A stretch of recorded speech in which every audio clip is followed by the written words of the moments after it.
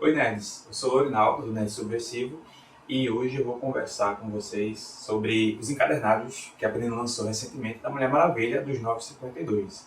Agora há pouco ela lançou o segundo volume, e no meio do ano, no meio de 2016, foi lançado o primeiro volume chamado Sangue. Né? E agora, esse aqui é a capa do primeiro volume, do Brian Azzarello, Cliff Chiang e Tony Akins.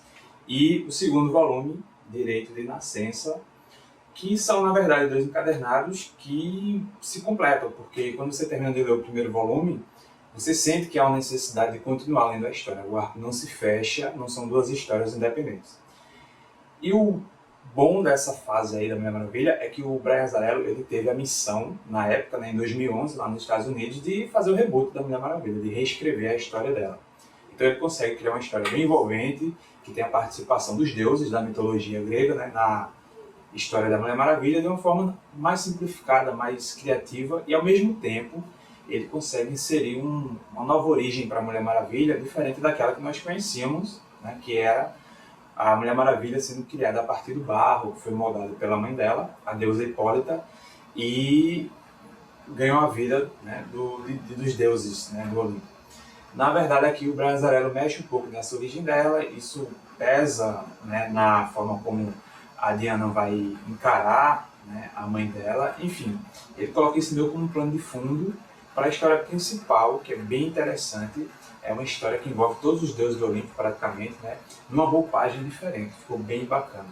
No primeiro encadernado, o Sangue, a Mulher Maravilha tem que proteger uma mulher, uma mortal chamada Zola, que está grávida de Zeus.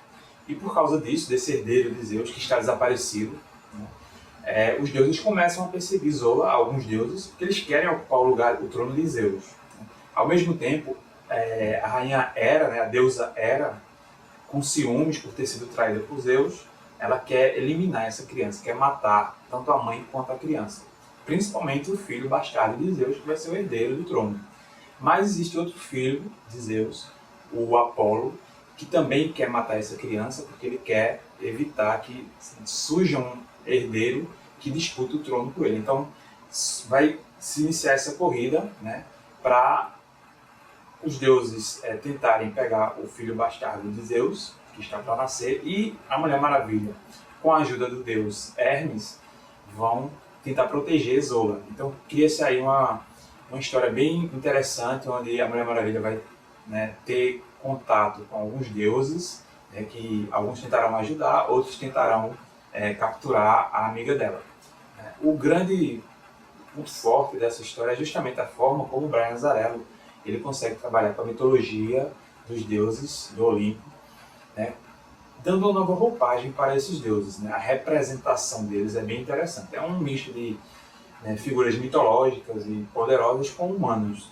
Então ele cria novas versões desses deuses para colocar dentro da história, que tem o visual deles tem uma identificação maior com o universo dos super-heróis. Né? Eu particularmente gosto muito da representação de Hades, né, que tem uma participação muito maior no segundo encadernado. No primeiro encadernado há muito mais relação com a própria origem da Mulher Maravilha e a forma como essas verdades vão surgindo e como ela lida com isso.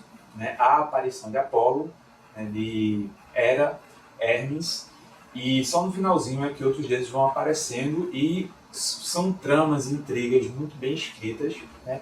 O Brian Azzarello ele consegue manter aí o estilo de roteiro que o tornou famoso em diversos outros trabalhos. E a arte do Cliff Chiang ela é sensacional. Ele consegue dar uma representação muito bonita para esses deuses, né? Uma arte com um traço mais denso, né, mais ágil, ele consegue transmitir uma agilidade maior nas cenas de ação.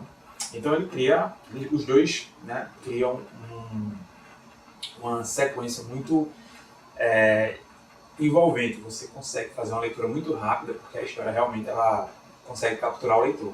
Né? No segundo encadernado, que saiu mais recentemente, a Mulher Maravilha ela vai ter que lidar mais com Hades, né, e uma jornada até o inferno. E é lá que se passa quase toda a história desse encadernado. O ponto fraco, digamos assim, para quem não acompanhou as mensais, porque essas histórias já saíram na revista mensal do Universo DC, né? Quando a Panini começou a publicar aqui a fase 952, né? Para quem está acompanhando agora, o ponto fraco é que esses encadernados eles se encerram, né? Cada um deles reúne 6 edições originais da Mulher Maravilha, mas quando eles se encerram você percebe que ainda não está completa a história, então fica a necessidade de ler o próximo. Eu acredito que a Panini não anunciou formalmente, mas espero que ela lance a continuação dessa fase, principalmente porque está vindo aí o filme da Mulher Maravilha, né?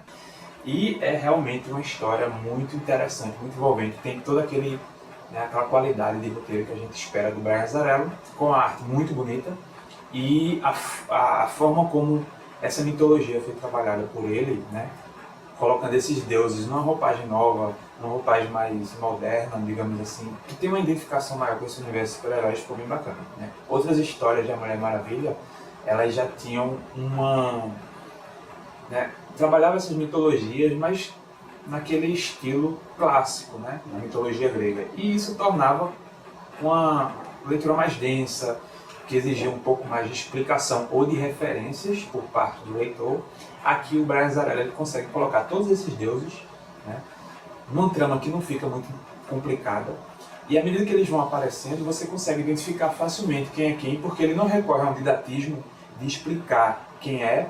Mas, por exemplo, quando aparece Ares, esse deus ele é chamado de guerra. Quando aparece Ares, ele é chamado de inferno. Então, ele consegue simplificar nos diálogos quem é quem, né, e qual o papel de cada um nessa trama.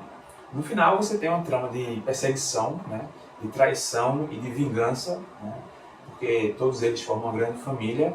E essas reviravoltas, elas são colocadas em momentos cruciais desses arcos. Um encadernado, são 2 encadernados, na verdade, né, que vale muito a pena serem lidos, né.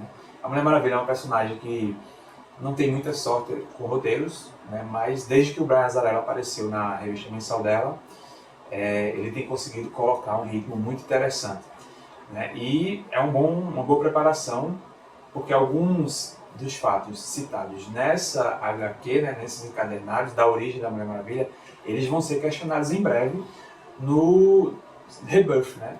O renascimento, essa fase que a Panini deve publicar no começo do ano, provavelmente. Eles vão trazer a nova fase da Mulher Maravilha, né? Que vai questionar essas origens colocadas, né, nessa fase do Brian Azzarello, né? Essa nova fase da Mulher Maravilha, que é do Greg Rucka. Então, vale muito a pena começar a acompanhar, porque o Rebirth ele não é um novo reboot. Na verdade, o Rebirth ele vai dar continuidade aos 952 e alguns roteiristas estão aproveitando o que foi colocado, né? No caso da Mulher Maravilha, essa mudança na origem dela vai voltar e vai ser questionada e vai ser trabalhada pelo Greg Rucka, né? Então são 2 encadernados super recomendados. Quem tiver na dúvida, vale muito a pena comprar, né? A arte é bonita, o material que a Panini investiu aqui nesses encadernados vale muito a pena e é uma leitura que vocês vão fazer assim rapidinho e vão gostar bastante, provavelmente. Então fica a dica de Mulher Maravilha, primeiro encadernado chamado Sangue e o segundo encadernado é o Direito de Nascença, são as mesmas equipes e é a fase dela dos 952. Aqui, nesses 2 encadernados, já tem a reunião do primeiro ano, né, dela nos 952. E é isso. Se vocês quiserem saber mais sobre indicações de leituras, sobre novidades de lançamentos e críticas de reviews de quadrinhos, acessem o nosso site, o nerdsubversivo.com.br. Se inscrevam no nosso canal para conhecer mais vídeos, né, mais indicações e mais opiniões sobre quadrinhos e sigam nossos perfis sociais. No Facebook, nós temos a nossa fanpage, no Instagram e no Twitter. E a gente se vê com mais quadrinhos em breve.